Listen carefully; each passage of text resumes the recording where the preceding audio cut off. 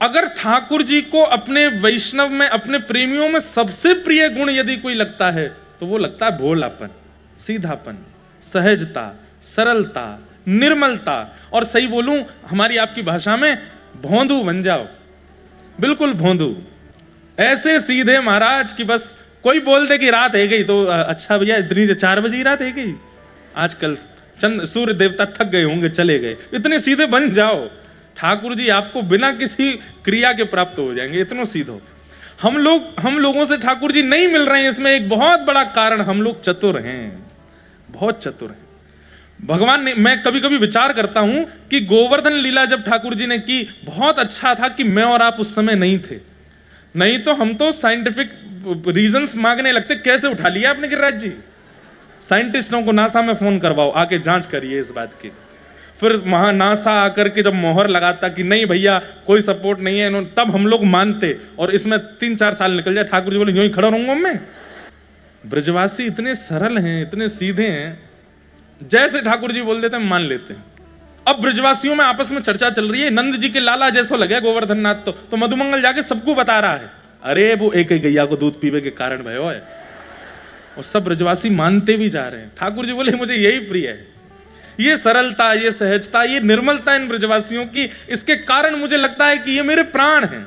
ब्रजवासी वल्लभ सदा मेरे जीवन प्राण, इनको ना ही बिसारी हो मोहिनंद बाबा की आन। मेरे मन में कभी कभी बात आती है, लेकिन लोग बात बुरा मान जाएंगे, हमारे ब्रज के लोग, ब्रजवासी भी धीरे धीरे चतुर रहते जा रहे हैं।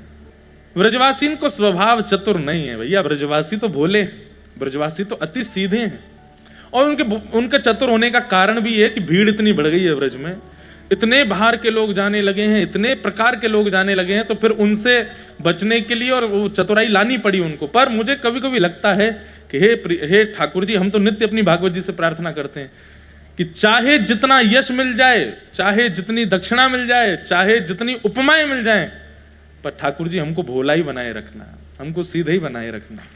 ये मन में कभी ये भाव ना आवे कि हम कुछ हैं।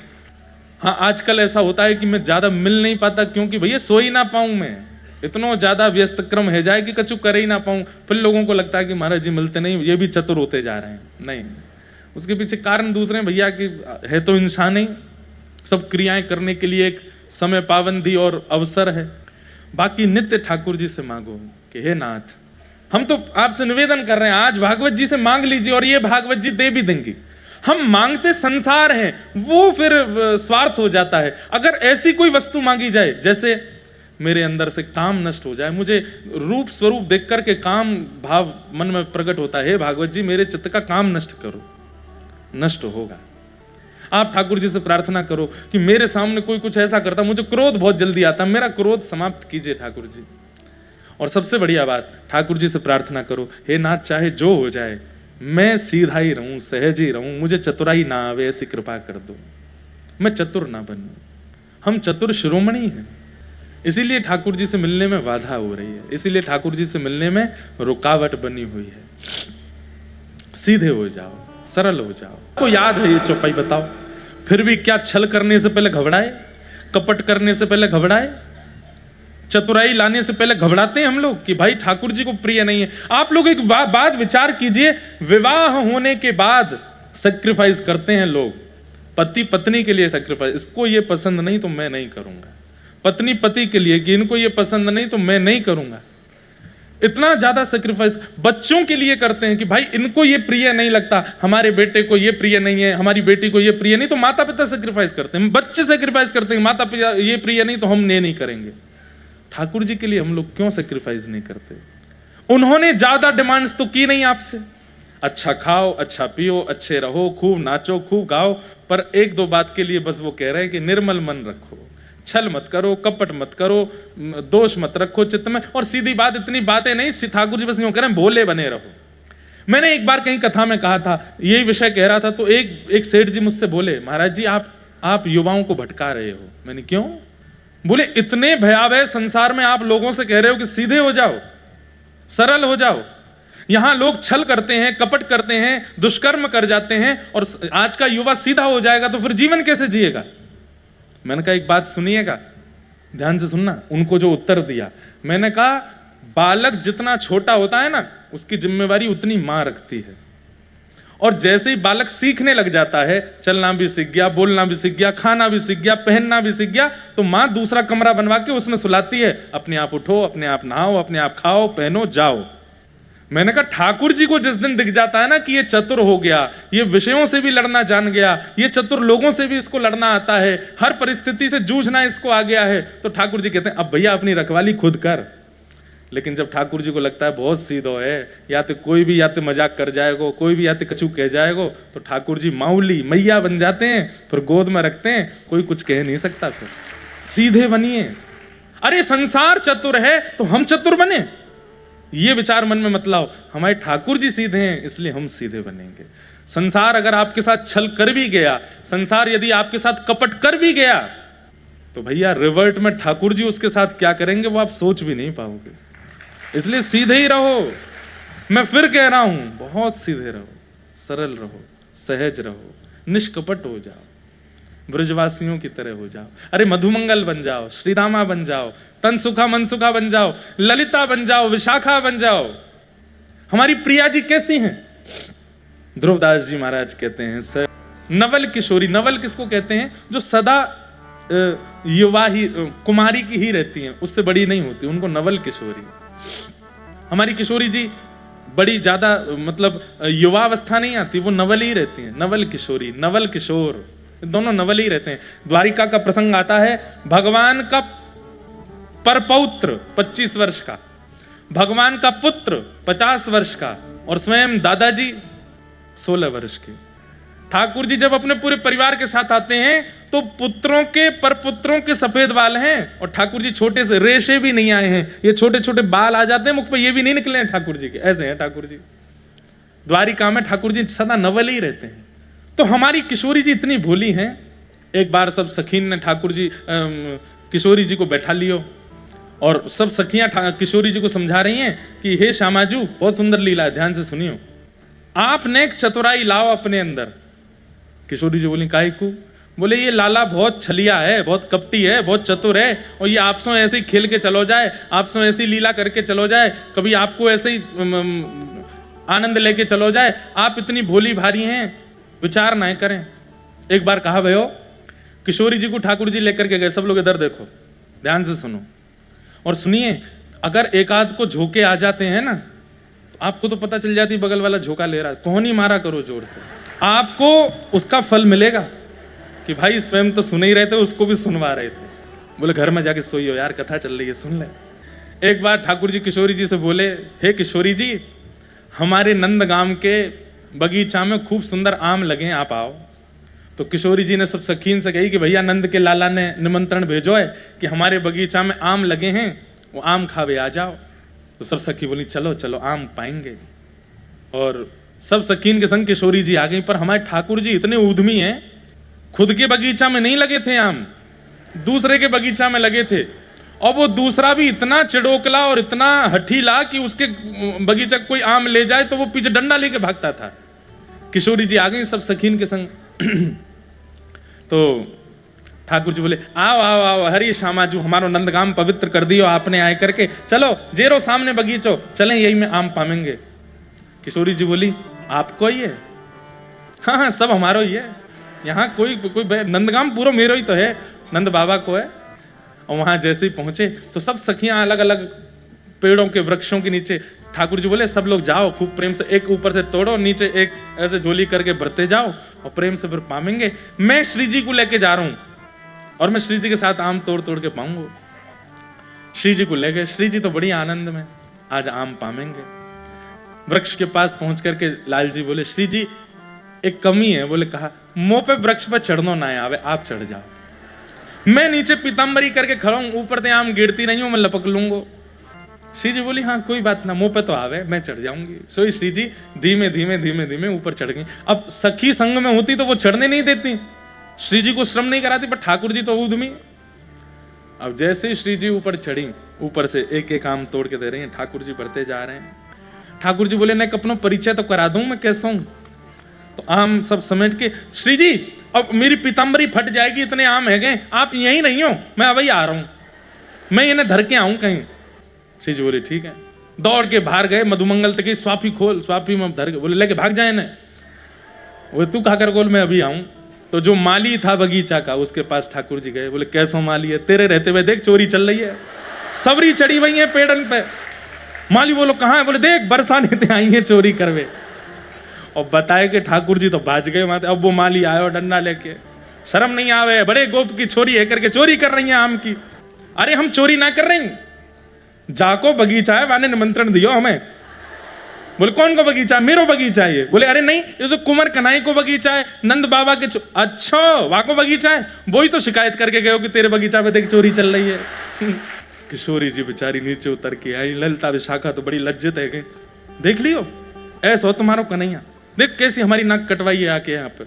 और कथा तो बहुत बड़ी है, उससे पहले ठाकुर जी की नाक कटी थी बरसाने में, तो ठाकुर जी बोले बदला कैसे लाऊं, तो आज ठाकुर जी ने वो कर दियो।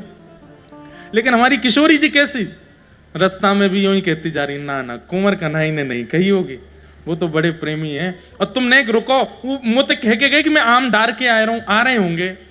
तब ललिता विशाखा जी कहती कितनी भोली हो आप, कितनी सीधी हो आप, हे श्यामाजू कैसी करुणामयी हो आप, कोई कितनी बड़ी क्रिया करके चलो गो और आप अभी भी वाक्य हित को ही विचार कर रही हो। इसीलिए तो वो राधा रानी है, इसीलिए तो वो प्रिया जी हैं। कल हम एक पद गा रहे थे ना, मन भूल मत जइयो राधा रानी के चरण, उसमें एक पंक्ति आती है, वृषभानु की किशोरी सुनी गैया हुते भोरी। सबसे भोरी गैया है, उससे भी ज्यादा भोरी है। प्रीत जान के हु थोड़ी तोहे राखेगी शरण, मन भूल मत जइयो राधा रानी के। ऐसी हमारी किशोरी जी। तो एक बार निकुंज में एक लीला भई और किशोरी जी को सब सखियां समझा रही हैं, बोले तुम्हारो लाला बहुत चतुर है, बहुत ऐसो है, तुम बातें एक दूरी बनाए लो। तो राधा रानी बोली मैं दूरी ना बनाऊंगी। तो बोले एक लीला करके देखें, अगर या लीला में तुम्हारो कन्हैया सफल है गए हो तो फिर हम आज के बाद वचन दे के कह रही हैं कभी शिकायत नहीं करेंगी। बाकी किशोरी जी बोली कहा लीला। तब किशोरी जी की कोई भी लीला संपादित होती है उसमें विशेष भूमिका निभाती हैं श्री विशाखा जी। ऐसी अष्ट सखियों, अभी बरसाना का उत्सव पूरा जो आ रहे हैं उनके लिए अच्छा है, जो नहीं आ रहे हैं वो देखना सुनना जरूर।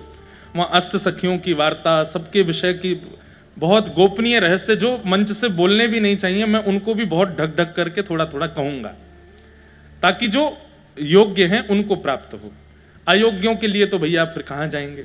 इसलिए वो कथा जरूर सुनना। तो किशोरी जी की जितनी भी लीला होती हैं उसमें अष्ट सखियों में जो सबसे थोड़ी बुद्धिमान अगर सखी कोई है, जिसको कहते हैं कि तनिक चतुर हैं, वो है विशाखा जी। तो विशाखा जी ने योजना बनाई, एक से कपड़ा, एक से कुंडल, एक से गहने, एक से काजल, एक से पत्रावली, एक से केश, एक से नूपुर, एक से चूड़ी, सब कुछ एक जैसा। अष्ट सखियों का और किशोरी जी का मतलब एक जैसा ही सब कुछ होगा। और वहां में ठाकुर जी को ढूंढ के बतानो, बताओ इनमें किशोरी जी कहां है। अगर उनने किशोरी जी को देख के बताई दियो तो फिर हम किशोरी जी वचन दे रही हैं आज के बाद श्याम सुंदर को वादना के बाद से हम कभी भी कुछ गलत नहीं बोलेंगे। किशोरी जी बोली वो पहचान जाएंगे। बोले हम देखें ना कैसे पहचानेंगे। अब आप इसमें एक बात विचार कीजिए कि अष्ट सखियां और राधा रानी में कोई विशेष अंतर नहीं है, एक जैसी दिखती हैं सब, बस किशोरी जी का श्रृंगार विशेष होता है इसलिए पहचान में आती है कि ये किशोरी जी हैं। एक जैसी चुनरी, एक जैसे कुंडल, एक जैसे सब श्रृंगार सब किए गए और निकुंज में सब गोपियां खड़ी हो गईं, ठाकुर जी की प्रतीक्षा कर रही। अब ठाकुर जी के आवे की प्रतीक्षा तो बात की बात है, ये आपस में एक दूसरे से कह रही हैं अरे श्यामाजू आप तो बड़ी सुंदर लग रही हो। तो बोली मैं विशाखा हूं, श्यामाजू ना हूं, श्यामाजू तो पल्लंकू हैं। तो दूसरे अरे ललिता जी आप ही हो ना। बोले नहीं नहीं मैं श्यामाजू हूं। मतलब ललिता जी और सब एक जैसी दिख रही हैं, कोई इनमें अंतर नहीं। तब सबने कही बोले अब बढ़िया है, अब एक संग खड़ी है, जाओ उतने एक देर में श्याम सुंदर आवे वाले हैं और ने आज इनकी पतो चले कि ये पहचान पाएंगे नहीं। इतने में ठाकुर जी को आगमन भयो। ठाकुर जी जैसे ही पधारे आकर के ढूंढन लगे कहाँ हैं किशोरी जी। हे श्यामाजू, अब वो आठों खड़ी हैं वृक्षों के पास और आठों एक साथ एक ही स्वर में कह रही हैं हाँ श्याम सुंदर। अब यहां से भी स्वर, वहां से भी स्वर, उधर से भी स्वर, इधर से भी, आठों की आठों चारों तरफ घूम के खड़ी। ठाकुर जी अरे श्यामाजू। बोले मैं तो यहां खड़ी हूं, तो वहां जाए। अरे ये कैसी लीला कर रही हो किशोरी जी, आज इतने सारे रूपन में कैसे प्रकट भई हो? तब सब सखियां एक साथ सामने खड़ी हो गईं। 9 किशोरी जी खड़ी हैं, एक किशोरी जी और 8 सखियां। और तब सब सखियां कह रही हैं, अब ढूंढ के बताओ हम में से राधा रानी कौन है, हम में से लाडली जी कौन है, ढूंढ के बताओ। आहा, ठाकुर जी एक एक किशोरी जी के स्वरूप के पास जामे, उन्हें जाकर के देखें, गौरते आंख में देखें, हाथने देखें, पामन, सब कुछ एक जैसा, पता ही नहीं चल रही है कौन है किशोरी जी। ठाकुर जी बोले आज तो मैं तगड़ो फंसो, कैसी लीला है रही है यहाँ पे। इतने में ही ठाकुर जी ने एक चतुराई करी, बोले मैं तो पहचान गयो कौन सी है किशोरी जी। तो सब सखी बोली बताओ कौन सी हैं। तो दूर खड़े है करके ठाकुर जी एक सिंहासन पर बोले ये रही किशोरी जी। बोले ये रही, कहा है 8 9 खड़ी हैं, एक बताओ कौन सी है। अब बोले यही वाली हैं। बोले कौन सी वाली? अरे ये खड़ी तो है सामने, जबकि 9 की 9 खड़ी हैं, ऐसे कह रहे हैं ये खड़ी तो हैं। बोले कौन सी? बोले वही जिनने मुझको बचपन में चोरी करनो सिखायो, घर घर में जाके माखन कैसे चुरानो, मटकी कैसे फोड़नी है, ग्वाल बालन के ऊपर कैसे चढ़ना है, गैया के सींग कैसे पकड़ने हैं, सबरो ऊधम इन नहीं तो मुझको सिखायो। जैसे ही कही कि बालापन में इन ही सिखायो, बहुविधि माखन चोरी, इन नहीं मुझको माखन चुरानो सिखायो, मेरी तो ये गुरु है चोरी की। इतने में किशोरी जी बोल पड़ी मैंने कब सिखाया तुमको? ठाकुर जी बोली ये वृषभानु किशोरी तुम में, ये वृषभानु। ललिता विशाखा बोली सब कियो धयो चौपट कर दियो। काय को बोली आप? अरे मैंने जब चोरी सिखाई नहीं तो मैं काय को स्वीकार करूं? अरे ये तो हमें पता है कि आपने चोरी नहीं सिखाई है, वो तो उनको तरीका है बुलवावे को। श्याम सुंदर आके बोले भैया 9 सखी अगर एक संग किशोरी जी के साथ 8 सखी खड़ी है जाए तो ब्रह्मा भी नहीं पहचान पाएगा किशोरी जी कौन है। केवल किशोरी जी की पहचान उनके स्वभाव से हो सकती है, और उनका स्वभाव सरल है, निर्मल है। कोई रूप से पहचानना चाहे, कोई चाल से पहचानना चाहे, कोई श्रृंगार से पहचानना चाहे, किशोरी जी को नहीं पहचान पाएगा। किशोरी जी केवल स्वभाव से पता चलेंगे। ऐसी हमारी लाडली जी। तो इसलिए भैया स्वभाव में मधुरता ले आओ, स्वभाव में सरलता ले आओ, स्वभाव में सहजता ले आओ, भोलापन ले आओ। इंद्र ने वर्षा की, मेघमालाएं बरसने लगी, सब ब्रजवासियों के चित्त में अविश्वास आने लगा। ठाकुर जी बोले अविश्वास मत लाओ, गिरिराज जी पे विश्वास करो। सब ब्रजवासी बोले कैसे करें विश्वास? तैने कही कि इंद्र के कोप से ये हमारी रक्षा करें, कहां कर रहे हैं रक्षा? इतनी मूसलाधार बारिश है रही है। तब ठाकुर जी ने मन में विचार किया कि अब कछु लीला ऐसी करनी पड़ेगी कि गिरिराज जी के प्रति इनको विश्वास बढ़े। और ठाकुर जी ने सब ब्रजवासी के सामने गिरिराज जी को प्रणाम किया, और प्रणाम करके हे गिरिराज बाबा हम सब ब्रजवासी की रक्षा करो कह करके जैसे ही गिरिराज जी को एक ओर से इशारों कियो है, नेक अपने हस्त कमल को स्पर्श कियो, अधर हो गए। 7 कोस लंबे चौड़े, 21 किलोमीटर लंबे चौड़े गिरिराज पर्वत अधर हो गए। नन्हे से गोपाल जी भीतर प्रवेश कर गए, और 7 वर्ष के ठाकुर जी ने अपने बाम हस्त की कन्नी उंगली के नख के ऊपर श्री गिरिराज जी को धारण कर लियो। बोल गोवर्धनधारी गोपाल की। सब ब्रजवासी कह दी आ जाओ आ जाओ, सबरे नीचे आए करके ठाड़े है जाओ। अपने बांस के लठ ले करके सब ब्रजवासी खड़े है गए। सबन ने अपने छड़ी लगाई दी। ठाकुर जी बोले जे कहा कर रहे हो? लाला छड़ी लगा रहे हैं कहीं गिरिराज जी नीचे नहीं आ जाएं। मतलब अभी भी ब्रजवासियों को यूं लग रही है ये अपने आप उठे ऊपर। वो तो गिरिराज जी से हमने प्रार्थना करी तो इंद्र से रक्षा करने के लिए अपने आप ऊपर उठ गए, तो कहीं नीचे नहीं आ जाए तो हम छड़ी लगा लें। और सब ब्रजवासी ठाकुर जी लाला तैने उंगली काय को लगा रखी, नीचे कर ले आए। हाँ हम यहाँ छड़ी लगा रखी, उंगली पे यूं कर खड़ो है। ठाकुर जी बोले मैंने उंगली नीचे कर ली तो सबरे चटनी बन जाओगे। अच्छा तेरी उंगली पर रखे हैं ये गिरिराज जी? बोले और नहीं तो कहा। सब ब्रजवासी बोले लाला तू देख बात मत बनाए कर, चल जल्दी अपनी उंगली नीचे कर ले।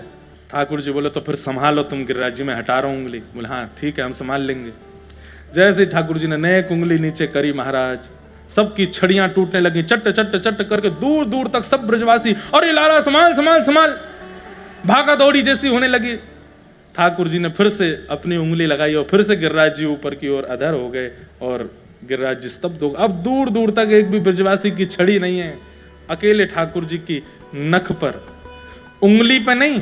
एक तो बाम हस्त सीधे हाथ से थोड़ा कमजोर होता है, उस बाम हस्त में भी इकन्नी उंगली सबसे कमजोर होती है, और इकन्नी उंगली के भी नख पे ठाकुर जी ने गिरिराज जी धारण किए।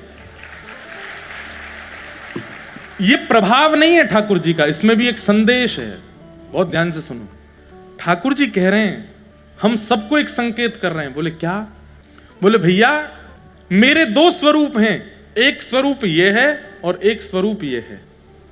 एक तरफ 21 किलोमीटर लंबे चौड़े गिरिराज जी हैं जिनके लिए बाम हस्त की कन्नी उंगली की नख ही काफी है, और एक तरफ 10 ग्राम की बंसी है, वाक्य काजे 2 भुजा को प्रयोग करना पड़े मुंह को तब वो धारण हो गए। ठाकुर जी क्या कह रहे हैं? बोले जब सामने से जीवन में प्रेम आता है तो प्रेम को स्वीकार करने में एफर्ट्स ज्यादा लगाओ।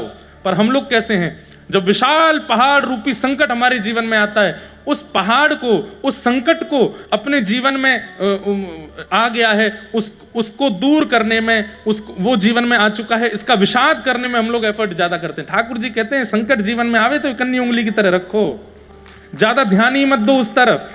अरे जीवन में संकट आया, विपत्ति आई, आपत्ति आई, ठाकुर जी बोले कन्नी उंगली लगाओ वहां पे, मेरे प्रारब्ध हैं निकल जाएंगे एक दिन। लेकिन जब जीवन में मैं आऊं, वेणु स्वरूप कथा आवे, वंशी स्वरूप संकीर्तन आवे, तब उसको प्राप्त करने के लिए ठाकुर जी बोले मैं टेढ़ो मेढ़ो है जाऊं वंशी धारण करवे में।